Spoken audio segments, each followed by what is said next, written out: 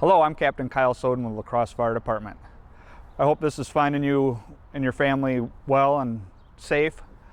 Sorry we couldn't make it into the schools this year, but hopefully this will still allow us to talk a little bit about fire safety. As fifth graders, our program is a little different. What we're going to focus on a little bit more is about consequences to the choices that we make. Across the nation, one of the big issues we have is youth fire setting. And youth fire setting is when kids choose to go against the lessons that they've had about playing with matches and lighters and set fires. Sometimes it's out of curiosity, but sometimes it's because they're trying to hurt somebody or destroy things. So today we're going to watch a video of a boy that made some bad choices. And he started his school on fire, and then the consequences that went along with that.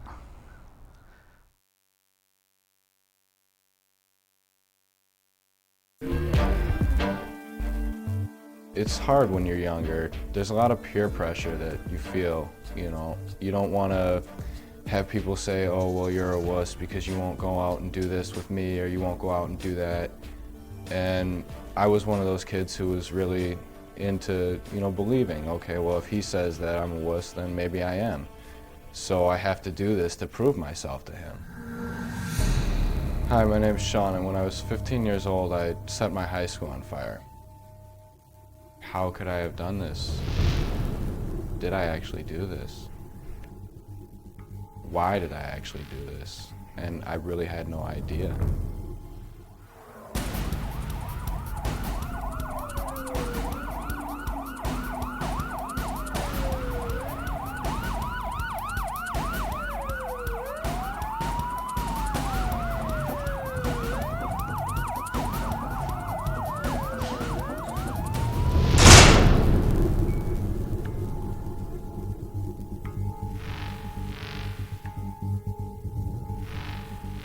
Everybody has a friend that they want to look up to.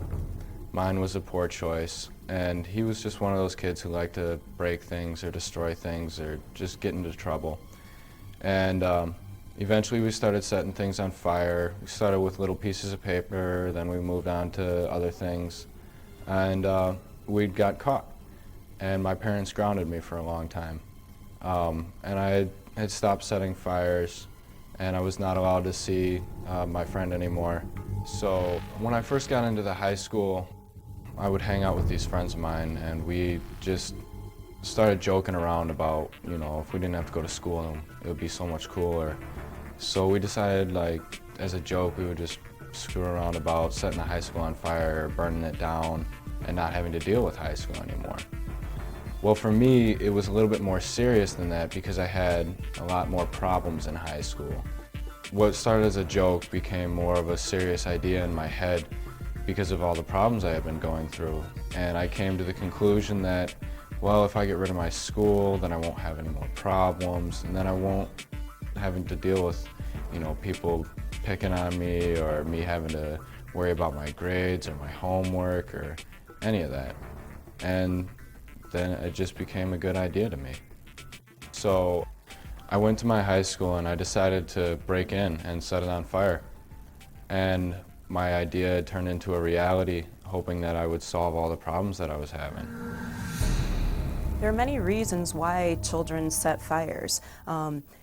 It can be because they're angry about something. It can be in reaction to big things that are going on in their life, whether parents are separating, whether they've lost someone in their family. It can be because of bullying or teasing or things that are going on in school. People may be afraid of asking for help because they don't see that there is a problem. They just think it's a phase that a child is going through that they will outgrow, and to seek help for the fire setting or misuse of fire is just to overreact or emphasize what was going on. But the point would be that it is such a dangerous behavior, we can't let it go. Every time a child plays with fire, the risk of somebody getting hurt or losing your house or your belongings is so high.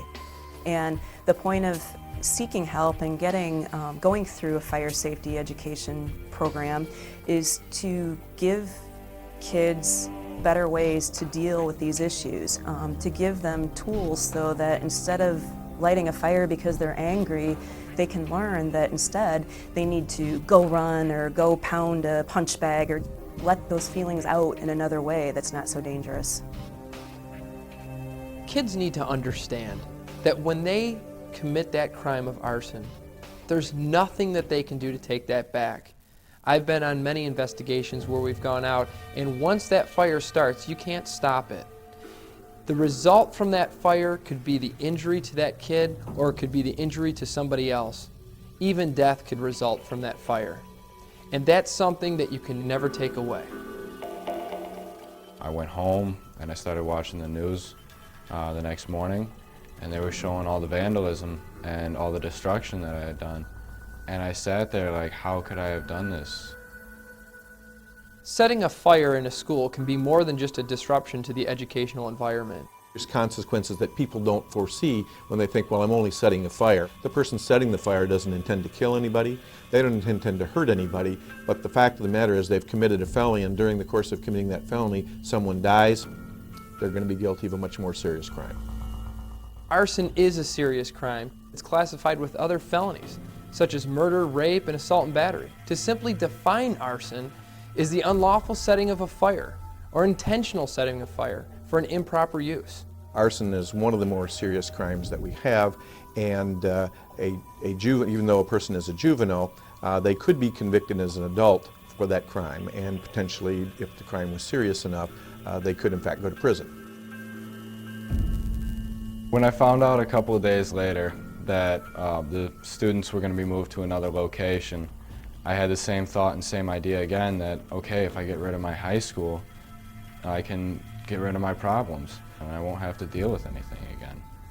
So I went to this other school, and when I had gotten there, I had realized how wrong I was and how wrong what I had done was. And when I was getting ready to leave, the police officer had pulled up behind me, and I decided that, I knew that I needed to do the right thing. So I got out of the car and I walked over to the police officer and told him that I was the one who set the high school on fire. Then I was arrested and I was taken to the police station where I was held in the holding cell. And my mother had come in, and I will never, for the rest of my life, forget the look that she had on her face when she came in. There were just tears and so many emotions. She was angry, she was sad, and confused. So when my mother had gotten to the holding cell that I was in, I felt like, okay, well, my mom was here, maybe she'll be able to help me, she'll be able to do something for me. And she really couldn't. There's nothing that my parents could do for me at that point. Once I had made those decisions, I was on my own.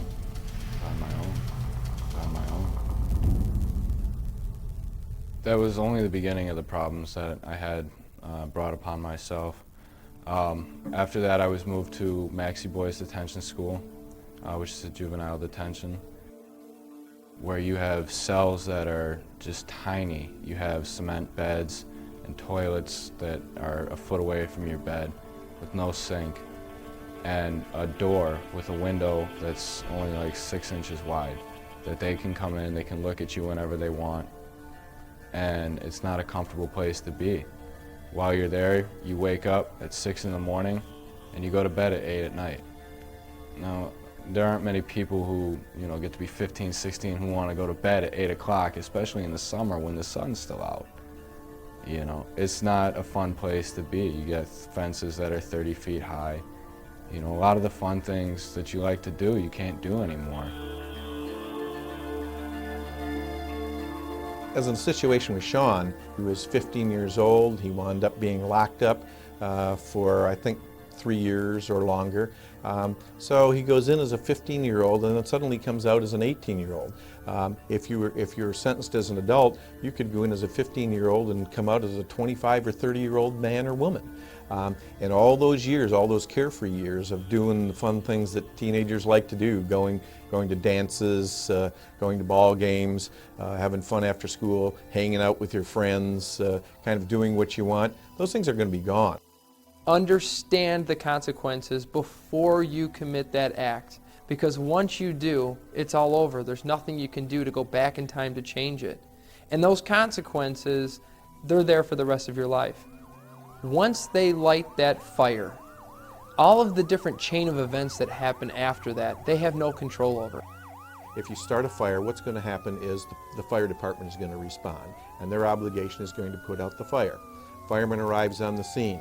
He goes in there, let's say he's in fighting the fire, and the roof collapses and the firefighter is killed. So now we've changed from not only have you committed an arson, but now you're responsible for first-degree murder. If someone dies at that fire scene, such as a firefighter, now you're talking first-degree murder. And that's something that you can never go back in time, you can never take away. It started with the media. I was on newspaper covers and radio. They were talking about me on TV, and it gave my family a horrible reputation. And my parents were well known and well liked in the community up until that point. And when I did that, that hurt their stance in the community. You know, they had the son who set the school on fire, you know, or my sister had the brother who tried to destroy her high school. Arson is a very serious crime, and it will get you a lot of negative attention. You could wind up being on the front page of your local paper, and everyone in the community would then identify you as someone who commits arson. And based on that, when other crimes are committed of arson in the community, you may be subject to being someone that the police would look at more closely than somebody else. And because I was expelled from my high school, I wanted to go back to another one. And so I went into another public school where someone else had set fires. And because of the reputation that I have as being a juvenile fire setter, they kicked me out just because they couldn't take the chance that it was me. Even though that someone could say that's where I was, I didn't do it, they were with me, it doesn't matter. When you do something like that, you get a reputation, you get a label. And I wasn't able to go to my prom or my homecoming or football games or my graduation. I couldn't even graduate. I had to get a GED. So it held me up in a lot of aspects of my life. Imagine this. You're 15 years old and you've had the normal 15-year-old's experience and you commit an arson, they discover you, they arrest you, they convict you, and you go off to jail or prison or to a juvenile detention facility. And you're in there for 3, 4, 5, maybe 10 years, and you come out. You're going to come out and all your friends are going to be gone. And just think in terms of all the technology, for example, that has happened there, you know, cell phones, texting, you're not going to know how to do any of that stuff. I mean, it's going to be a foreign language to you. You wouldn't have learned any of that stuff that all your friends were learning and doing every day.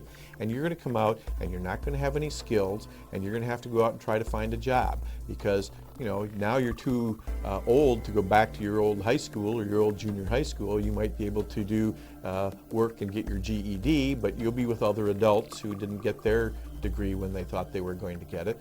And then after you do get your degree, you're going to have to go out and talk to an employer, and you're going to fill out the employment application and say, yes, I got my GED, and they're going to say, well, what have you been doing for the last 3 years? You know, there's nothing, no work history on here, no school history, well, the last 5 years or the last 10 years. What have you been doing? Well, I've been in prison. And you can imagine as an employer sitting there and hears that you've been in prison for doing what? Committing an arson. You know, an arson where you caused great damage, you put people's lives at risk, and you want me to hire you now? What can you tell an employer at that point about why they should take a risk on you and hire you at that point when you have no skill, you have no life experience in the way the world works now, and you have been guilty of committing a very serious and dangerous crime?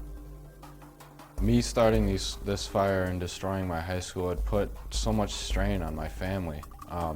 With all the court hearings we had to go through, the publicity, the damage costs, everything had just stressed my family out so much.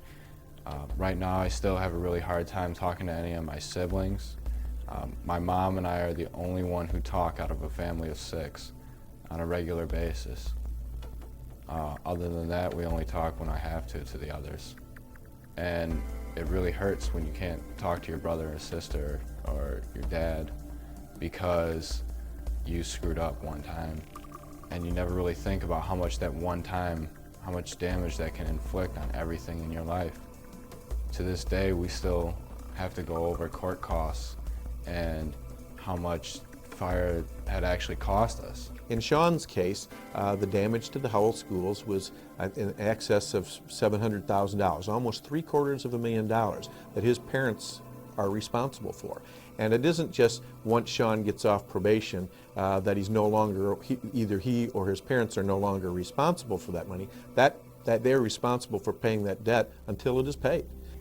In addition to all these things we talked about as far as legal consequences, money or financial consequences, social or reputation consequences, and also what happens to your future, there's also the piece about medical consequences. And what I mean by that is playing with fire is very dangerous. You can get hurt, people near you can get hurt, people that you aren't intending to get hurt can be hurt by this. And to suffer a burn injury is just horrendous. It's one of the worst possible things that a person has to deal with. I never really thought about how much one match could cost me or how much damage one match could do until I actually saw the outcome of this. If Sean was lucky enough to be in your seat today, he may have learned all of the different consequences and understood what could have happened to him had he set a fire. That may have had a completely different result on his life today. He still has to deal with a lot of the negative consequences that have come from that fire. You all are lucky. You now have a lot of information and knowledge about fire setting and misuse of fire that Sean did not have. The good thing about this is that regardless of what you've done in the past or what has happened, you can move forward and change. You have the choice to make good decisions and to do well with your life. I've already made the poor choice to commit arson, and I have to deal with it for the rest of my life. My family has to deal with it for the rest of their life. Take what you learned today, make the right decisions, and don't let this happen to you.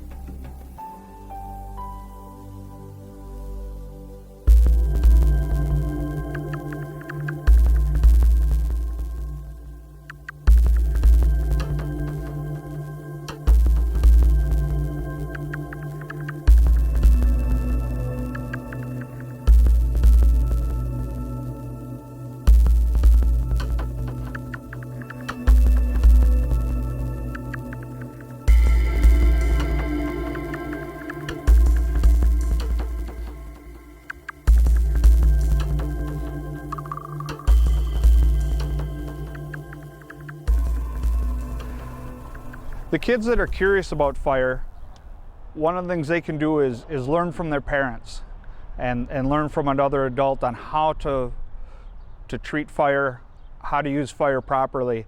So if your mom or dad, allow you to help start a campfire or start a grill or something like that, that's fine, but it's definitely nothing that should ever be done on its own. There's 3 things that fire needs to happen, and it's called the fire triangle. And that is heat, and we get that heat from the matches or the lighter. We need oxygen, which is all around us.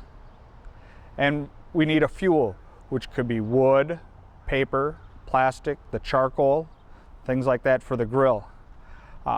So look around your house. Look around at things that would potentially be considered a fuel.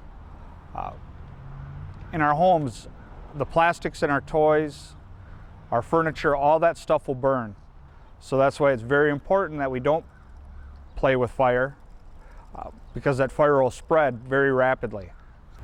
As you saw in the video, the consequences of Sean's actions, of his decision to start that fire, were that he got in trouble with the law and he had to go to to juvenile detention. Basically, it's like jail for kids, and all the stuff that went on with that. Aside from the legal aspect and getting in trouble, some of the other consequences of playing with fire is the chance that you could get burned. And burn injuries are by far one of the worst injuries that could happen to, especially to a kid. If you were to break a bone, an arm and a leg, and I'm sure many of you have, they put you in a cast.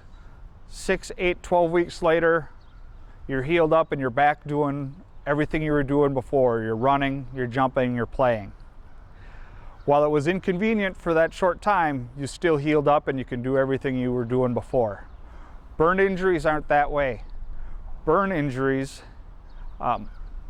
change the way you live your life forever.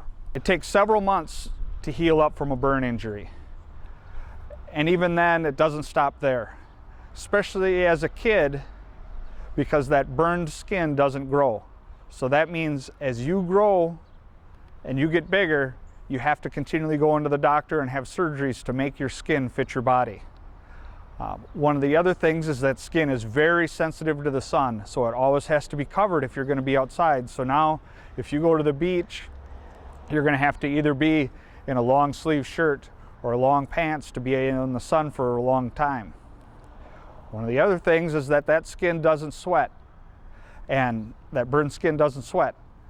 Sweating is a way that our body regulates its temperature, that keeps it into its happy place at that 98.6 degrees. So if your body can't sweat, it has a hard time maintaining the right temperature. So that means you're going to have to limit your activity so that you don't overheat and get sick. This is a life-changing injury. You're going to have to deal with it for the absolute rest of your life. Well, I thank you for your time, and if you have any questions, please reach out to your teachers. They're pretty smart on all this stuff. If you stump them with a question, they know how to get a hold of us and we'll get that answered for you. Thank you again and stay safe.